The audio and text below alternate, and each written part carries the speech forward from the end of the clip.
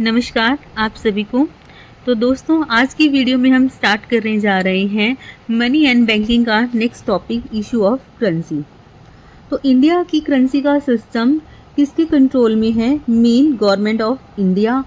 तो आरबीआई और government of India दोनों मिलकर करेंसी सिस्टम को कंट्रोल करते हैं। इस केस में रिजर्व बैंक ऑफ इंडिया जो कि इंडिया का सेंट्रल बैंक है, गवर्नमेंट के एज ए एजेंट काम करता है। Along with Government of India, RBI is responsible for the design, production and overall management of the nation's currency। तो गवर्नमेंट ऑफ इंडिया और रिजर्व बैंक दोनों मिलकर पूरी करेंसी सिस्टम को क्या करते हैं? कंट्रोल करते हैं, डिज़ाइन करते हैं, मैनेज करते हैं।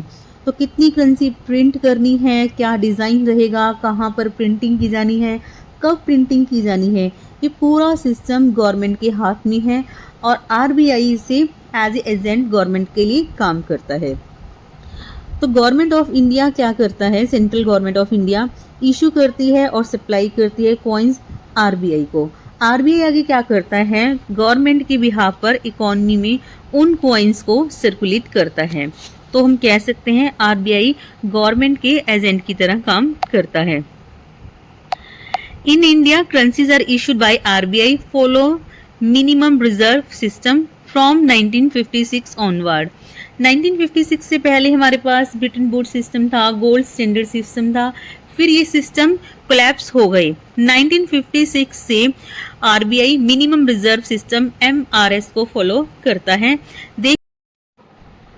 चलिए देखते हैं मिनिमम रिजर्व सिस्टम। तो मिनिमम रिजर्व सिस्टम क्या है? बैंक जितना भी पेपर करेंसी प्रिंट कर रही है तो 200 करोड़ उसके बैक में क्या होगा? रिजर्व रखना पड़ेगा, जिसमें से 115 करोड़ क्या होगा? गोल्ड रखना होगा और बाकी का जो 85 करोड़ है उसका फॉरेन सिक्योरिटी आरबीआई को परचेज करनी होगी। ऐसे तो कोई भी कंट्री या फिर हम आरबीआई की बात लें, कितनी भी पेपर करेंसी प्रिंट कर लेगी और इकोनॉमी में सर्कुलेट कर लेगी तो मनी की सप्लाई बढ़ जाएगी। अगर मनी की सप्लाई बढ़ती है तो उसके कारण क्या होता है? इन्फ्लेशन बढ़ता है और प्राइस का लेवल क्या हो जाता है? कम हो जाता है, डाउन चला जाता है। ऑब्वियसली इस सिचुएशन से बचने के लिए, अवॉइड करने के लिए एमआरएस को इंट्रोड्यूस किया गया, मिनिमम रिजर्व सिस्टम। तो मिनिमम रिजर्व सिस्टम में क्या है? 200 करोड़ का रिजर्व बैंक के पास होना चाहिए, 115 करोड़ का गोल्ड और 85 करोड़ का फॉरेन सिक्योरिटीज। नेक्स्ट देखते हैं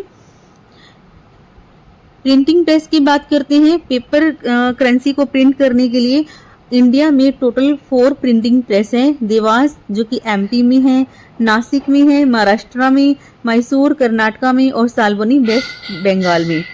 जो फर्स्ट 2 प्रिंटिंग प्रेस है देवास और नासिक, ये ऑन कौन करता है? SPMCIL security printing and minting corporation of India limited.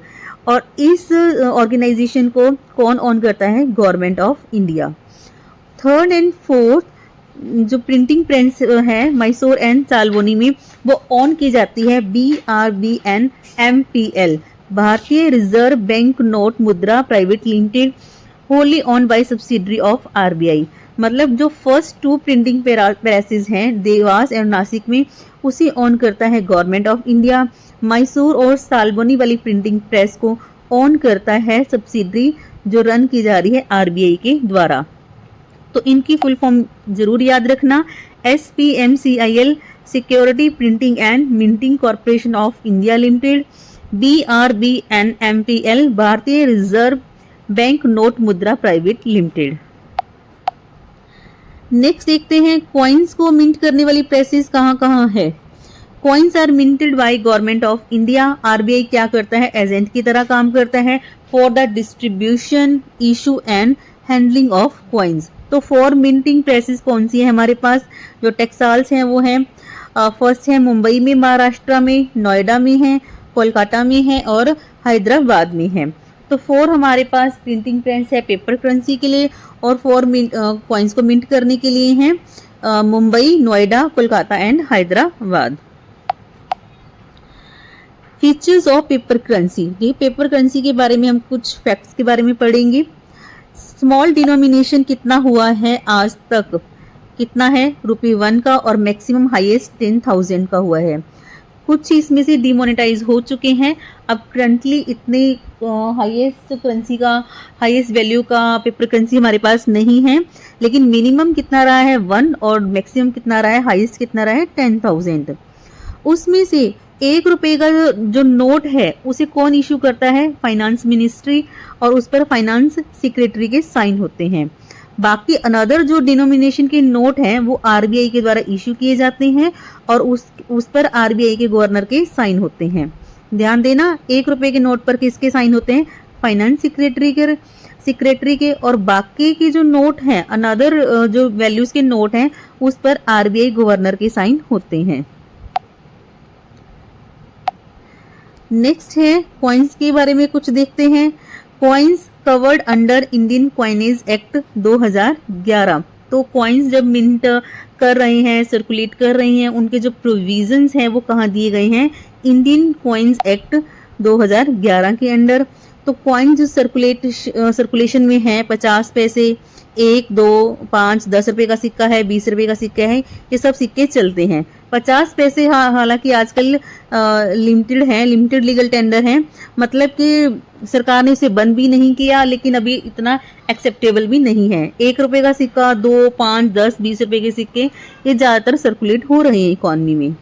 Coins can be issued up to the denomination of ₹1,000 under the coinage act 2011। 1,000 रुपए तक का सिक्का इशू किया जा सकता है। जो 25 पैसे के सिक्के थे, चवन्नियां थी, अब वो लीगल टेंडर नहीं रही, अब उसे लीगल टेंडर से हटा दिया गया है। देखिए कुछ क्वेश्चंस के बारे में देखते हैं। फर्स्ट है, who is issuing authority for coins and ₹1 note in India? Ministry of finance, government of India. ₹1 का सिक्का हो या फिर ₹1 का नोट हो, उसे कौन इशू करता है, मिनिस्ट्री ऑफ फाइनेंस। नेक्स्ट है, whose signature appears on a ₹1 currency note in India? ₹1 note issue किसके द्वारा किया जाता है, फाइनेंस मिनिस्ट्री के द्वारा, और उस पर साइन किसके होते हैं, फाइनेंस सेक्रेटरी की। ऑल करेंसी नोट्स जो ₹2 से स्टार्ट होती है, मतलब ₹1 से ऊपर, उस पर किसके साइन होते हैं, आरबीआई के गवर्नर के, और ₹1 के नोट पर किसके साइन होते हैं, फाइनेंस सेक्रेटरी के। नेक्स्ट है, what system does the RBI currently adopt for issuing currency notes? अभी हम पढ़ के हटे हैं मिनिमम रिजर्व सिस्टम, और ये रिजर्व कितने का है, 200 करोड़ का। नेक्स्ट है, under the minimum reserve system what are primary asset a central bank is required to hold to back the currency it issues? तो मिनिमम रिजर्व सिस्टम के अंदर प्राइमरी एसेट्स कौन सी होनी चाहिए सेंट्रल बैंक के पास? Only government bonds, only foreign currencies, gold and foreign securities, gold and real estate and physical commodity. तो इसका आंसर है C, gold and foreign currencies. 115 crore का क्या होना चाहिए, गोल्ड होना चाहिए, और 85 करोड़ की क्या होनी चाहिए, फॉरेन सिक्योरिटीज होनी चाहिए। टोटल 200 करोड़ का रिजर्व।